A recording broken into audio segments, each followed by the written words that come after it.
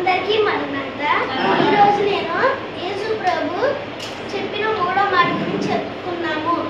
మొదటి మాట క్షమించడం గురించి, రెండో మాట రక్షణ గురించి, మూడో మాట బాధ్యత గురించి. అక్కడ ఏముంది? మూడో మాట ఏముంది అక్కడ?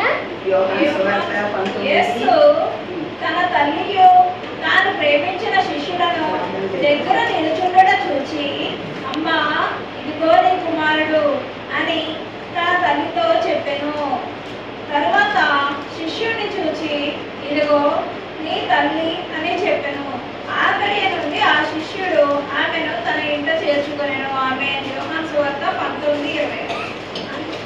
ఒక చిన్న ప్రార్థన చేసుకుందాం. యేసయ్యా, ఈరోజు నేను చెప్పే వాక్యం నాకు సిలువలో పలికిన మూడో మాట మీరు నాతో ముందు చెప్పించండి. యేసయ్యా ప్లీజ్ యేసయ్యా వేసినప్పుడు అడుగుతున్నాను తండ్రి. ఆమేన్. ఏముంది అక్కడ? అమ్మా ఇదిగో నీ కుమారుడు అంటే యేసయ్య చనిపోతున్న ముందు వాళ్ళ అమ్మ బాధ్యతలు మొత్తం యోహాన్ గారి దగ్గర పెడుతున్నారు. ఏంటి యేసయ్యకి చెల్లి ఉన్నారు, తమ్ముడు ఉన్నారు, వాళ్ళకి ఇచ్చు కదా, ఎందుకు యోహాన్ గారికే బాధ్యత ఇచ్చారు? ఎందుకంటే యోహాన్ గారు ప్రార్థనా పరుడు, అందుకే యేసయ్య యోహాన్ గారికి ఇచ్చారు వాళ్ళ అమ్మని బాధ్యత ఇచ్చారు. అమ్మా ఇదిగో నీ కుమారుడు, ఇదిగో నీ తల్లి. యోహాన్ గారితో ఇదిగో నీ తల్లి అంటున్నారు.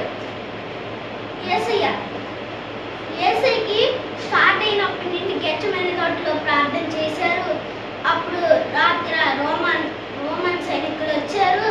అప్పుడు వాళ్ళందరూ యేసయ్యని రాత్రి మొత్తం కోటల్లో తిప్పించారు. పొద్దున్న 9 గంటలనే కొడ్డా దెబ్బలు కొట్టించారు.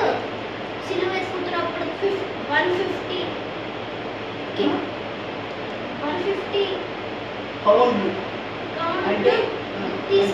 సిలువనే పంపించారు. అది కూడా దాంతో కొడత పైకి ఎక్కుతా కొండ యేసయ్యని. అయినా వాళ్ళ అమ్మ బాధ్యతలు యోహాన్ గారికి ఇచ్చారు యేసయ్య మర్చిపోకుండా. ఏంటి? 2 బాధ్యతలు ఉంటాయి యేసయ్య. ఏంటి? ఒకటి అమ్మ బాధ్యత, ఇంకోటి దేవుడు నాన్న చిత్తం, తండ్రి చిత్తం. తండ్రి చిత్తం ఏంటి? యేసయ్య భూలోకంకి వచ్చి మనందరి పాపాలని తీసుకొని సిలువెక్కాలని. అమ్మ బాధ్యత అమ్మని యోహాన్ గారికి చెప్పాలని, అది అమ్మ బాధ్యత. ఇక్కడ యోసేపు గారు ఉన్నారా? యోసేపు గారికి వాళ్ళ నాన్న ఉన్నాడు, వాళ్ళ అన్నయ్యలు ఉన్నారు. యోసేపు గారికి మంచి కళలు, మంచి దర్శనాలు వచ్చాయి. ఒక రోజు ఒక దర్శనం వచ్చింది. ఏంటిది? సూర్య చంద్ర నక్షత్రాలందరూ కలిసి తన కాళ్ళ దగ్గర నమస్కరిస్తారని. అప్పుడు వాళ్ళ అన్నయ్య చెప్పాడు యోసేపు గారు, వెళ్ళి చెప్పారనుకో వీళ్ళందరికి చాలా కోపం వచ్చేసింది. అన్నదమ్ములకి అందరికి. వాళ్ళ నాన్నకేమో యోహాన్ గారని యోసేపు అంటే ఇష్టమని యోసేపు గారికి రంగురంగుల అంగీలు కొనిచ్చి వీళ్ళందరికీ నార్మల్ అంగీలు కొనిస్తారు. వీళ్ళందరికి చాలా కోపం వచ్చేసి వాళ్ళ నాన్న చెప్తాడు, నువ్వు మీ అన్నయ్యలు అక్కడ గొర్రెలు కాస్తున్నారు, నువ్వు మీ క్యారెట్ ఇచ్చేసారా అంటాడు.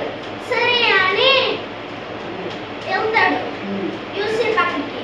వాళ్ళ అన్నయ్యకి కోపం వచ్చేసి వస్తున్నాడు రా కలవకనే మనిషి అని తన్ని లోయలో పడేస్తాడు. అప్పుడు వాళ్ళలో ఒక అన్నయ్య అంటాడు, అరే మన తమ్ముడే కదరా, వాడిని అక్కడికి అమ్మేద్దాంలే అని 39 రూపీస్కి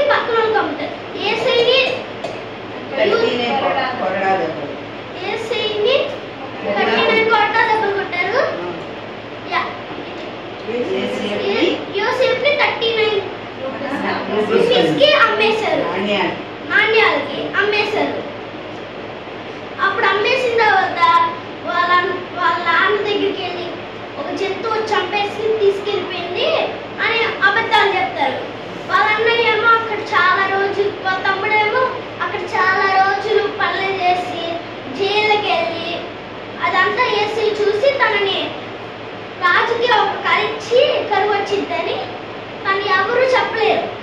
దానికి అప్పుడు జైలు తనతో పడితే దొంగ ఉండేవారు. ఒకడు జ్యూస్ పెట్టేవాడు, ద్రాక్షరసం ఇచ్చేవాడు, ఇంకోడేమో కాను నొక్కేవాడు. వాళ్ళిద్దరిని జైలేస్తారు.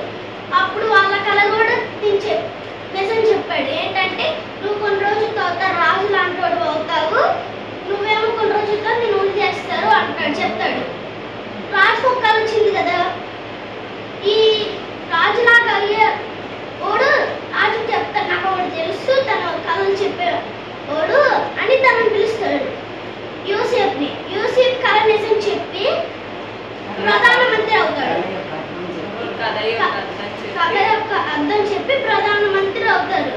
తన దగ్గర నిండే ఫుడ్కి అప్పుడు కరువు వచ్చిన తర్వాత ఫుడ్ మొత్తం తన చేతుల నిండే వెళ్ళాలి. అప్పుడు వాళ్ళ